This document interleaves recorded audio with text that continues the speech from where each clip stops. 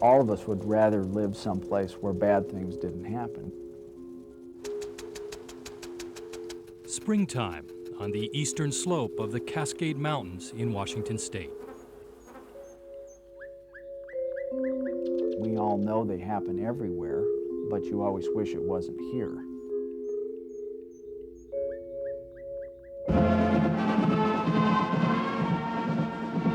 Apple blossom season in Wenatchee. We'll be with you in apple blossom time. A time when this town of apple farmers celebrates the flowering of trees and the promise of fruit. Wenatchee is a wonderfully wholesome town. It's full of strong families. But this has been an unusually painful year, and this spring arrives amidst ugly allegations. You would have to be here to understand, to listen to these children tell about these things that happened to them. And they're horrible. They're horrible. In America, we believe the seed, which makes our country great, grows best in small towns like Wenatchee, that evil is slow to take root here. But evil is exactly what police and prosecutors say has been going on here for years. The crimes, the worst imaginable, allegations of groups of adults meeting regularly to molest and rape dozens of children. Well, the initial investigation began in April of last year, '94. It started with an 11-year-old boy. He's a retarded boy, made a disclosure to his teacher at school. Newly appointed as sex crimes detective, Bob Perez was shocked when a boy's disclosure of sexual abuse led to the boy's own parents. This first individual here is Gene Town. This is his wife, Sherry Town. They were the first two persons arrested and charged with abusing children in their care. The Wenatchee Police Department is so small, there's only one person in the sex crimes unit, Detective Perez. Continuing investigation led to Sid and Laura Holt. This woman was convicted and sentenced to 40 years. As the detective dug deeper, he says one lead led to another. This is Mike Rose and Randy Reed, both convicted. And one abuser became a group of abusers. Doris Green, currently serving 23 years and 4 months. All molesting children ranging in ages from 6 to 11 in their own homes. But as time went by, children began to disclose to foster parents and therapists, and that led to a second group. And that second group led to a third and a fourth. It continued to enlarge the number of suspects until we're where we are today with a potential of 40 to 50 suspects, but another 40 to 50 victims, child victims. Almost 100 people, a virtually unprecedented number, say experts, all uncovered by Detective Perez. I'm no better of an investigator than anyone else. I just went a step further in the investigation. I had questions. And Detective Perez now believes all the rings are linked together in one huge, horrible web of sex abuse. They're not strangers that were molesting these children. They're their own parents. And then to make matters worse, their parents shared these children with other adults. It was an everyday occurrence. It was a way of life. One of the parents, it gives me the statement that says, when the adults would come to the door, my boys knew the routine, and they would get undressed and go wait in the bedroom. I think that's a real good... Chelan County Prosecutor Gary Reeson has handled most of the cases so far. In your experience, have you ever seen anything quite like this?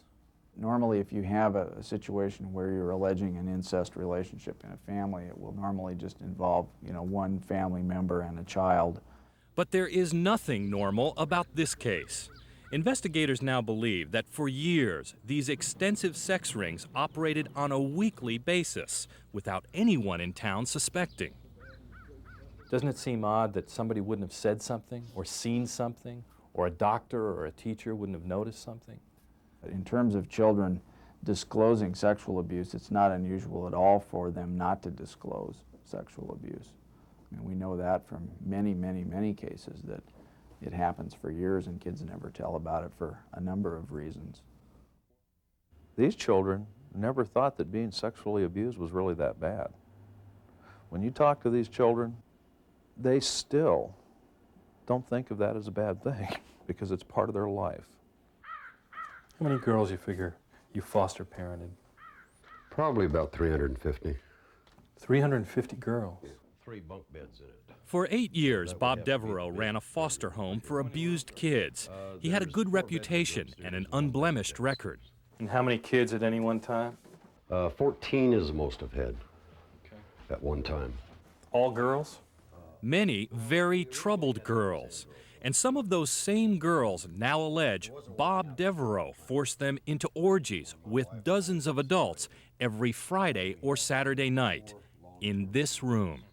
Now, the court records say you took bunk beds apart in this We room, made 6 beds out of them. laid them out, and anywhere from 15 to 25 adults would essentially line up and have sex with children. Every child, so every adult would have to have sex with 15 to 20 children in an evening here, is what's alleged. If it's true, it's one of the worst sex crimes certainly I've ever heard of. Yeah. It's not true. And can you imagine anybody having sex 20 times in one evening? I can't. I couldn't do that when I was 16 years old. I don't think it's possible for anybody. I moved down to Wenatchee because I wanted to give people back a little bit what the Lord gave me. In March of this year, new accusations, this time involving a Pentecostal church, Pastor Robbie Robertson and his wife Connie, accused by 2 of Bob Devereaux's foster girls. I was just devastated. I couldn't believe what I was even hearing. And I said, you've got to be joking. Police Chief Ken Badgley. Some of the kids disclosed that some of the foster children were involved with people, and one of the meeting places was the church. Robertson's church is well known in this community as a sanctuary for the down and out, running one of the only food banks in town. But Detective Perez says the pastor was also running a child sex ring in the church basement almost every Friday night, the same night some of these children also alleged they were abused at the Devereaux home. Robertson was charged and arrested. We've worked hard for this community, and we've given everything we possibly could give to this community. And here we are.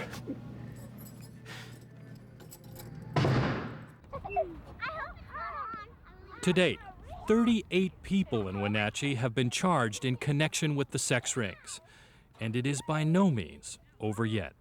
I'll never be able to arrest every child molester. I'll never find out who every child molester in Wenatchee is, and I don't have any illusions about that. But what I will do is, for the time I'm at this desk, I will do my best to make sure that they're all rounded up, the ones that I'm made aware of. Of the 10 people charged last year in the first alleged ring, only 2 went to trial and were convicted. Another 3 pled guilty, but the rest pled no contest. We have a history of the cases we handled last year that involved some of these same children that are now victims. And all of those cases went forward, I guess, successfully in the sense that people either pled guilty or were convicted. So if we're going to judge the merit of the evidence based on what you've done so far, you're batting 1,000. So far, right. But that was last year. All the other suspects, including Bob Devereaux, Pastor Robertson, and his wife, have come up since, and they have vigorously denied the charges. Read the statements of these people. These people are guilty. And I'm not going to feel bad for them. If it were that simple, there wouldn't be much of a story here. A story that, incredibly, would hinge largely on the accusations of one girl, just 10 years old. Lord, you are more precious than silver. Lord, The Bible says that in the last days, evil men will wax worse and worse. Lord, you are more. In Pastor Robbie Robertson's Pentecostal church, they believe good will triumph over evil, eventually. Lord, we pray your mercies upon those today, God, that are so involved in something that is so wrong. But lately, that faith has been tested, and only a handful of parishioners now come to services. Hallelujah. As terrible as sexual abuse of children is, there is another explanation for what might be going on here. Remember the Salem witch trials back in colonial America, where a town, overcome by hysteria, accused innocent men and women of witchcraft and sentenced them to death? Well, there are many people in Wenatchee, some at this church, who believe something similar is happening here. They believe an investigation has become a witch hunt. Was questioned by the detectives and literally threatened and said that... Pastor Robertson pointed out he was arrested shortly after he questioned Detective Perez's investigation at this protest meeting. Oh, I know that this family is innocent. They've tried to... Our pastor, he told us 2 months before he was arrested that Bob Perez told him that if he didn't keep his mouth shut and stay out of it, that they would arrest him. Church members Marv and Lynette Sparks. Everyone that has spoken out against it has been jailed. That's their way of silencing us.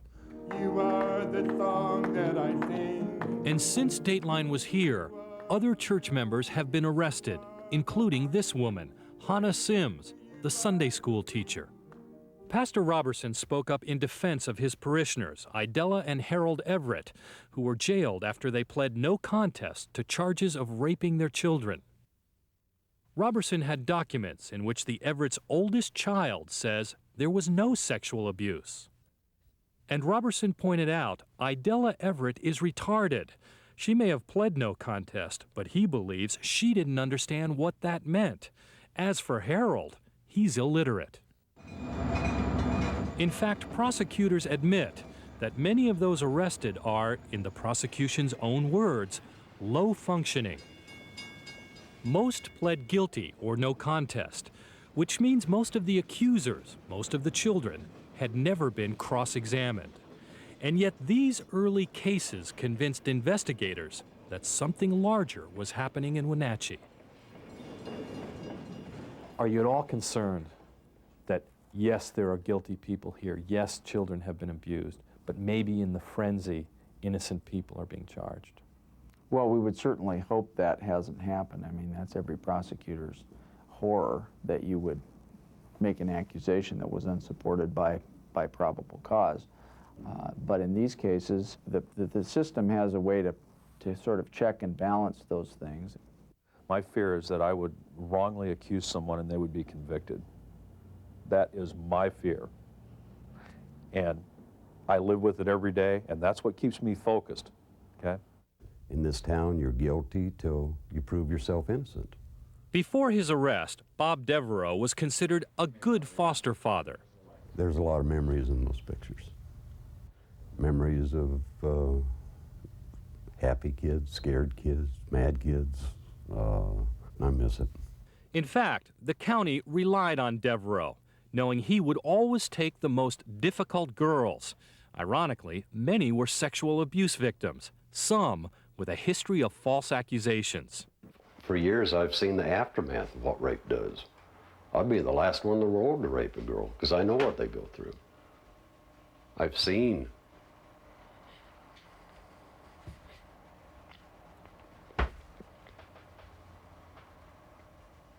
I've seen the tears. He was like a father to all of the kids that were there. He treated everybody like they were his own.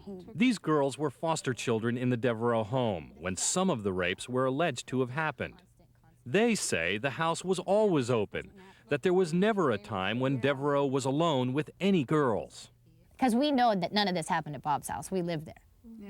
I mean, it would be really hard to miss a 40-person orgy. But in August of last year, one of Devereaux's foster children, a 15-year-old girl known in court papers as AR, told Detective Perez that Devereaux had been raping her and other girls for years. Perez arrested Devereaux, the first step of a legal nightmare. First, I was in shock. I couldn't believe it. I thought it was some kind of joke. And the more he talked, he started threatening and saying I was going to be in prison the rest of my life. But the very next day, A.R., who suffers from fetal alcohol syndrome, was with her social worker, Paul Glasson, when she made a startling confession. And after some time, she then blurted out that she had told a whole bunch of lies to a police officer the previous day. And she began to say that she had, in effect, been pressured. I recall her saying, and I made some notes about this, she said that the officer had told her that the foster parent did improper things. Glasson immediately reported that A.R. was now saying she had falsely accused Bob Devereaux. But surprisingly, that information did not stop the investigation. And what happened next was even more startling. Within 24 hours, I was arrested and booked on suspicion of witness tampering. Ironically, a child described being coerced, and now I was being accused of coercing her to change her story. I was astounded. A social worker who had dedicated 28 years of his life to helping children was now accused of threatening a child and interfering with an investigation. Meanwhile, Detective Perez had interviewed another foster girl, A.S., who also accused Devereaux. Then, Perez interviewed a 10-year-old girl known as D.E., who claimed Devereaux held weekly orgies in his foster home. D.E. soon became Perez's star witness. She drove around town with him, pointing out at least 22 houses where she claimed she'd been sexually abused. Eventually, it was D.E., with the help of A.S., who implicated the church, Pastor Robertson, and tied all of the sex rings together. You have to imagine, if you're a 10-year-old child, that you're going to have to talk about 50, 60, 70 adults who have sexually abused you since you were 5 years old, which is her earliest recollection. It's pretty incredible. How credible is it? A 10-year-old girl, D.E., claims she has been abused for half her life by up to 70 adults. And what bothers critics is that D.E. and A.S. are star witnesses in almost every recent accusation. Some who know the girls say they are not to be trusted. A.S. is a liar. It's an ongoing history that she accuses everybody. Yeah, she had falsely accused other people in the past, from what I understand. A.S. had falsely accused a social worker, a teacher, and a number of foster parents of sexual abuse. I believe if she was able to talk to you by herself, she'd tell you nothing happened. And D.E.?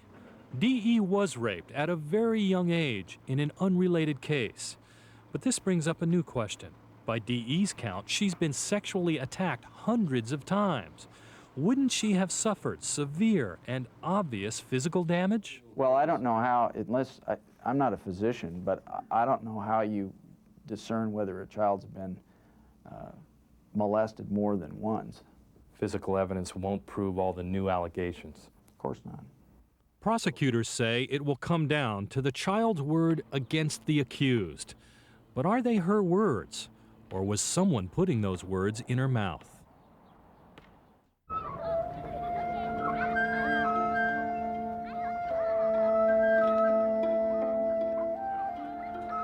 Child molesters are the lowest form of life. They prey on little children who cannot defend themselves. I'm not the best investigator in the world, but I will take up the cause of these kids, and I will believe them, and I will defend them.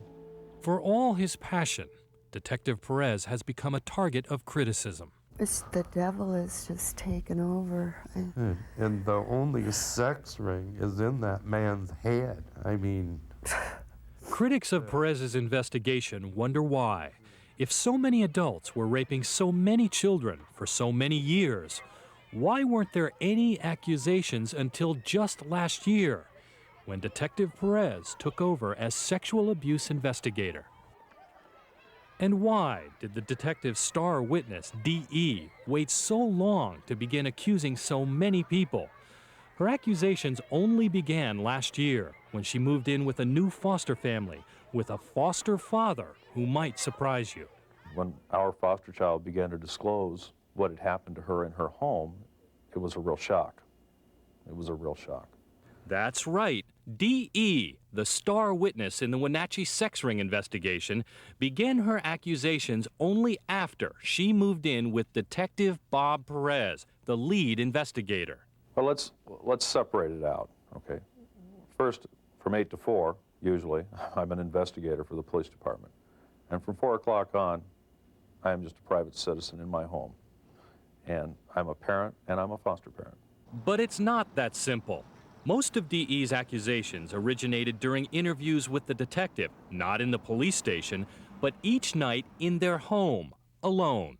It got to the point, because there were so many that she wanted to talk about as time went on, and this was after 10 months, 11 months in our home, that I would tell her, look, if you want to tell me about someone, you can tell me about 1 or 2 tonight, and then that's it for tonight. And there were just too many, she said. There was just too many. But there's no way to prove what D.E. really said. Perez didn't tape any of the interviews. He only took notes. Notes he wrote up sometimes days later, then destroyed. Often the devil is in the details. Cornell University's Dr. Stephen Ceci is an expert in child sex rings. While he hasn't studied the Wenatchee case, he says without a record of the interview, we can never know if the child is simply telling the investigator what she thinks he wants to hear. Where you have the chief emotional provider in a child's life also providing the key forensic evidence, it creates worrisome boundary crossing issues for me. That person ought not to be the one wearing both those hats. We're talking about a child that for the first time, and I mean the first time in her life, felt safe, felt loved by someone.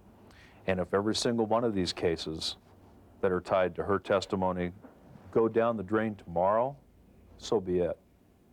Before I would take that child and put her through the trauma of another home and adjusting to something else, they could drop them all. And Detective Perez says his cases don't depend on D.E. alone. D.E.'s interviews have led him to other children who corroborate her accusations. If you just looked at one child's disclosure, it might sound just totally off the wall if you just listen to one. When you look at all of them all together, there's a consistent pattern there. What usually happens is there's a trigger. One child makes one disclosure at a certain point in time, and it grows from there. Dr. Ceci says his research with children here at Cornell shows they can be led, even by well-meaning investigators, to say things that just aren't true. This is what we call creating an air of accusation. We do know this from scientifically controlled studies, that if you pursue kids who did not have the experience using those same techniques, your friends already told me, it's okay to tell, I know you were there, that a certain percentage of those kids will falsely assent. And that's exactly what critics of Perez say is happening in Wenatchee. These are given to children that come in here after their interviews are complete, or for them to hold to make them feel better. Critics say that during these interviews, Perez puts words in the children's mouths. Remember A.R., the girl who recanted after she accused Bob Devereaux? She says Perez bullied her until she made false accusations, and she's not the only one. He told me that I was there because he said that I'd been molested or something kind of like that. This 11-year-old girl is one of 7 children who have accused Detective Perez of trying to coerce them into making false accusations. I ain't never been molested. You told him that, honey, that you've never been molested? Yeah. Okay. In this tape, made by activists critical of Perez, the girl claims the detective threatened to have her mother arrested if she didn't tell him about abuse. I was just crying and everything because I didn't want my mom to go to jail and stuff. Mm-hmm. And then he kept on asking me a whole bunch of questions. Police did charge the girl's mother, Donna Rodriguez, with child rape. The girl says she was so afraid of Perez, she made a false statement. Were you telling the truth, or were you just agreeing with him? I was just agreeing with them. Detective Perez says he's not coercing anyone. He says it's his critics who are intimidating witnesses into recanting and slandering him. They can scream as loud as they want, and they can beat me up all day long in the press, okay? I'm a big boy, I can take it, okay? But they better not hurt these kids. But it's not just children. Adult suspects Dateline interviewed claimed Perez tried to bully them into confessing, even lied about what they said. Listen to Bob Devereaux. Did he suggest that you say certain things? He told me what I had done. He didn't ask me what I'd done. He told me what I had done. And he wanted me to confess to it. Devereaux says adults who have never been in his home are accusing him because they caved in to Perez's bullying. Was Linda Miller ever over here? No, she's never been over here. I don't know what happened. I just know that I named people that I don't even know, never met, couldn't recognize them on the street, other than to say it was the worst day in my life. Linda Miller has a history of psychological problems.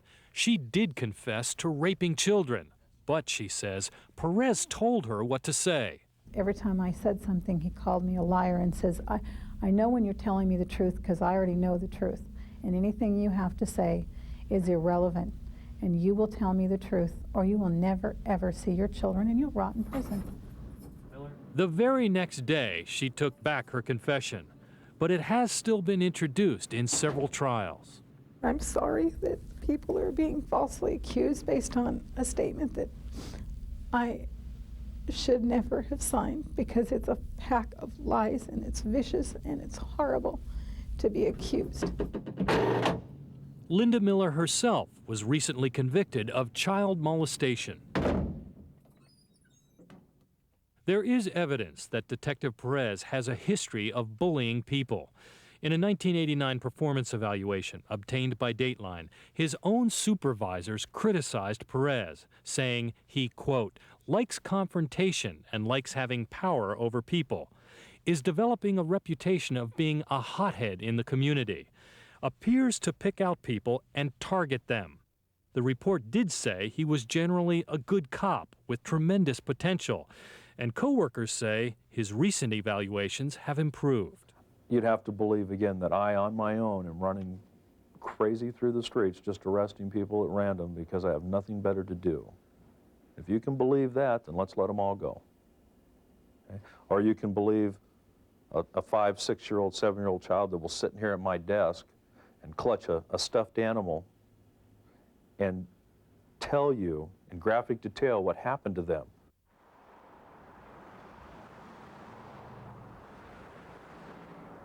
It's difficult to know what is true in Wenatchee. I have no idea what's going to happen tomorrow. And neither do the people of Wenatchee. Remember Paul Glasson, the social worker who alerted authorities that one of the girls had admitted she lied? Now even Paul Glasson has been named by Detective Perez as a child rape suspect, a charge he categorically denies. I couldn't understand why this was happening. That's it, one in wins. Who's next? Detective Perez believes almost 100 people are involved in the sex rings, and there may be more. Prosecutors say the accused will have their day in court, but so would Detective Perez's investigation, which would soon come under intense scrutiny in a dramatic trial. I would have rather been accused of murder. Then you can defend yourself against something. This is a ghost you can't fight. As the summer came to an end and spring blossoms became fruit, after 5 months of accusations and arrests, the first accused church member goes to trial. Hannah Sims, the Sunday school teacher. For the first time, the question at the very center of this story, are the girls, the key witnesses, telling the truth, is being asked not just on the streets of Wenatchee, but in a court of law. You know the difference between a good touch and a bad touch? What would be an example of a bad touch? Like if somebody touches you where they're not supposed to. Hidden behind a stuffed bear, D.E., one of the prosecution's 2 star witnesses, testified in Hannah Sims' trial that she and more than 20 other children were molested every week in Pastor Robertson's church basement by as many as 40 adults. At first, her testimony was extremely disturbing. The guys would take their privates inside of mine. About the ladies, what would they do? Put their fingers inside of me. But under cross-examination by defense attorney Robert Van Sicklen, her testimony appeared to falter. First, she was unable to identify the alleged crime scene. Are these photographs of the Sunday school classes in the basement? You recognize those at all? No. Then, D.E. couldn't provide any details or descriptions of the alleged rapes. What did you hear when they were touching you? I didn't hear anything. Okay. What did you smell when they were touching you? I didn't smell anything. Okay. Did the floor have a carpet like we see here in the courtroom, or did it have a bare cement floor? Do you recall? I don't remember. It is possible, because of the trauma, that D.E. has no memory of the details. Could you see their private before they put it in yours? Yeah. Yes.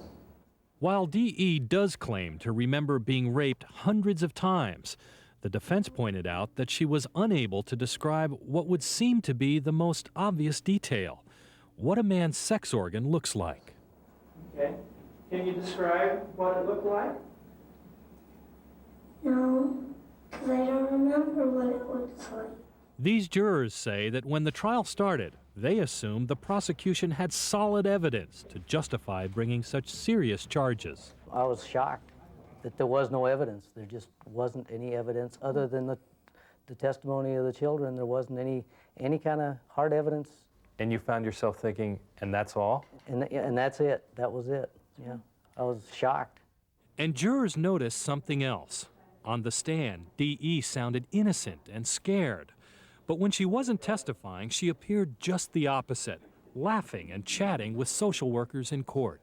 For DE, I saw that she was a little girl who was being led around and really thought it was quite funny that she was there and looked like she was having a pretty good time. And for AS, I saw a cold, hard stare. When A.S., the other star witness, took the stand, she admitted that she had lied in the past, falsely accusing innocent people of sexually abusing her. And I didn't find either girl to be very credible at all. It seemed very rehearsed, as though they had told the story many, many times. You got the sense that D.E. was making up these stories to please her foster father. I thought they had been suggested to her and that she was elaborating on them, yes, to please someone. To please the detective. Yeah. The jurors say they reached a verdict almost immediately. We, the jury, find the defendant, Anna L. Sims, not guilty of the crime of rape of a child in the first degree. I wasn't on trial here. What was on trial? This situation. This is going to send the message to Bob Perez himself that he is not above the law. 1 week after Sims was acquitted, prosecutors dropped all charges in another sex ring case involving Donna Rodriguez, the mother of the little girl who accused Detective Perez of coercing her. John Henry Brown, a prominent Seattle lawyer, represented Donna Rodriguez. No matter how good your case is, an allegation of child abuse is so hard to defend against because people want to believe that children don't lie, which we now know is not true at all. It's like trying to prove you're not a witch. And in Wenatchee, that may depend on who you are and who represents you. Unlike Hannah Sims, Manuel Rodriguez is a poor Mexican immigrant who speaks no English, who relied on a lawyer paid for by the state. Is it the verdict of the jury? Hannah Sims' lawyer convinced jurors that D.E. and A.S. were not believable, but another jury convicted Rodriguez on similar charges. We of the jury find the defendant, Manuel Hidalgo Rodriguez, guilty. All the people targeted in this case are poor people, are disadvantaged, many disabled poor people. They're easy people to pick on. And anybody now who's putting up a fight is getting their cases dismissed or being found not guilty. Okay, Mr. Devereaux, please stand. Remember Bob Devereaux? On September 8th, his lawyer advised him to plead guilty to 2 minor misdemeanors not related to the sex charges. And then, after more than a year, in a stunning about-face, prosecutors dropped all sex charges against him. I just put myself on the mercy of the court. I think I've been through enough. Bob Devereaux has been cleared of all sex abuse charges, but he is ruined. He will never again work as a foster father. He had to sell his house, and he left Wenatchee virtually penniless. We'll be with you in Apple Blossom time. The Apple Blossom Festival is long over, to return next year. But will Wenatchee be the same? Bob Devereaux's case, so central to the sex ring cases, has been dropped. Jurors in the Hannah Sims trial didn't believe there had been any sex in the church. But prosecutions and convictions continue. The pastor goes to trial next week with new charges, new witnesses. Manuel Rodriguez is serving 6 years, his case on appeal. Linda Miller, also on appeal, is serving 33 years. Paul Glasson, the social worker who blew the whistle, is out of the country, afraid to return to Wenatchee. And the star witness, D.E., now age 11, she was recently charged with malicious mischief after she threw a tantrum in Bob Perez's home. Removed for several weeks for psychiatric observation, D.E. is now back with the detective. But authorities say neither she nor A.S. will testify in any more trials. So what really happened in Wenatchee? There is little doubt that some of the early cases involved actual abuse. But did the investigation then go too far, relying on confused and disturbed children, intimidating and coercing witnesses? Did authorities, in their zeal to do what was right, do something horribly wrong? Who's going to stop this? Where's this going to stop? I mean, how can you stop it? Will the children renege and take back all the things they've said? Who's going to stop this?